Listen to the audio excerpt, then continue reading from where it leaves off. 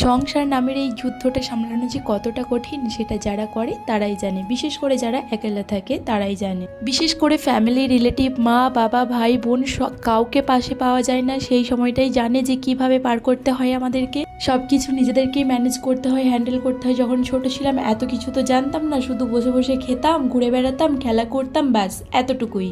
আর এখন দেখুন সেই সংসার সামলাতে হয়, বাচ্চা সামলাতে হয়, রান্নাবান্না করতে হয়, টাইম মতো কাজ কমপ্লিট করতে হয়, এমনকি কিছু কিছু ফ্যামিলির প্রত্যেকটা মানুষকে মানিয়ে চলারও চেষ্টা করতে হয়। কিন্তু কেউ যদি বলে আমি মেনে নেবো না, তাকে বৃথা বুঝিয়ে লাভ আছে কি? কোনো লাভ নেই। তাই একা একা থাকাটাই সব থেকে বেস্ট। এখন আবার অনেকে মনে করতে পারে আমি ভিডিওর মাধ্যমে ভাঙতে দিচ্ছি কাউকে, না এমন কিছু করছি না।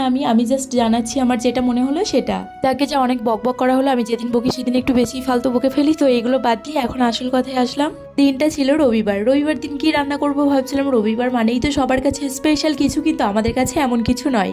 কারণ রবিবার যে আমার বরের আবার ডিউটির বেশি চাপ থাকে, তার জন্য আমাদের অন্য কোনো ডেটে একটু বেশি স্পেশাল রান্নাবান্না হয় রবিবারটা বাদ দিয়ে। তাই আজকে মনে হলো কিছু একটা বানাই। রোজই তো ডিমের ঝোল, ডিমের কারি, ডিমের অমলেট খাচ্ছি, আজকে একটু ডিম দিয়ে অন্য কিছু ট্রাই করা যাক।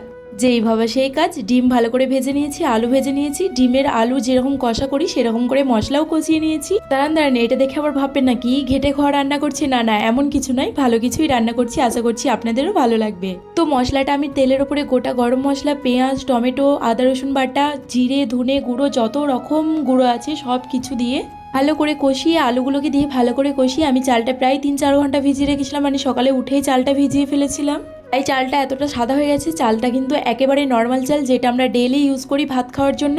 তো সেই চালটা দিয়ে আমি চাপিয়ে দিলাম, পুরো ভালো করে কষিয়ে তারপরে 3টে ডিম দিয়ে দিলাম। একটা ডিম আমি সোনামায়ের জন্য অন্য একটা বানাচ্ছি ঝাল ছাড়া, তো সেটাতে দিয়েছি। আর যাদের হাতে সময় কম থাকে, ভাবছেন কি রান্না করব আর কিছু ভালো কিছু খেতে ইচ্ছা করছে, তারা কিন্তু অবশ্যই এটা ট্রাই করতে পারেন। খেতে কিন্তু খুব টেস্টি হয়েছিল, আমাদের তো খুবই ভালো লেগেছিল, আশা করছি আপনাদেরও খুব ভালো লাগবে এটা। আরে যা আপনাদেরকে মেন জিনিসটাই তো বলা হলো না, যতটা চাল দেবেন তার ডবল পানি দেবেন। আমি 1 বাটি চাল দিয়েছিলাম, 2 বাটি পানি দিয়েছিলাম, তবেই না হয়েছিল এতটা ঝুরঝুরে। তো যাই হোক, আমি তো মজা করে খেয়ে নিয়েছিলাম, আপনারাও একবার ট্রাই করে খেয়ে দেখবেন। তো এই ভিডিওটা এখানেই শেষ করছি। সবাই ভালো থাকবেন, সুস্থ থাকবেন, সবাইকে টাটা।